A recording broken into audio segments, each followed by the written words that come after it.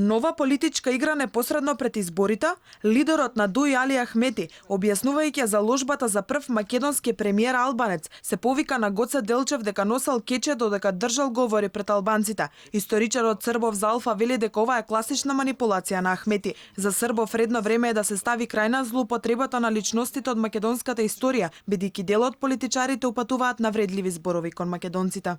Гоце Делчев е таткото на македонската нација и секој искажан манипулативен збор кон неговиот лик и кон неговото дело е директна навреда кон македонскиот народ. Гоце Делчев се борел за создавање на македонска држава. Ништо повеќе и ништо помалку. Господинот Ахмети треба да има на ум дека оваа држава во која живееме сите ние денеска е резултат токму на борбата која ја водел Гоце Делчев. И јас би му посочил, доколку навистина сака да води успешна политика во иднина, нека земе и нека научи историјата и нека извлече поуки од таа историја, но не е истата да ја злоупотребува во дневно-политички контекст. Првиот човек на ДУИ Ахмети синоќ пред Скопје ни промовираше идејата за премиер албанец и директно ги повика македонците, ако се наследници на Гоце Делчев, оваа идеја треба да ги направи среќни, бидејќи тој ги обединувал луѓето и не ги двоел.